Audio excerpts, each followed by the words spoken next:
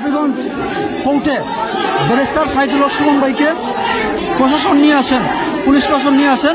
ওনার আজকে রিমান্ড শুনানি এবং তার সৌনিরাজ দেখানোর জন্য তাকে হবিগঞ্জ আদালতে নিয়ে আসেন। এখানে দেখা যাচ্ছে হাজার হাজার মানুষের দল তাকে এক নজর দেখার জন্য, সে প্রিয় নেতা ব্যারিস্টার সাইদুল হক সুমন ভাইকে।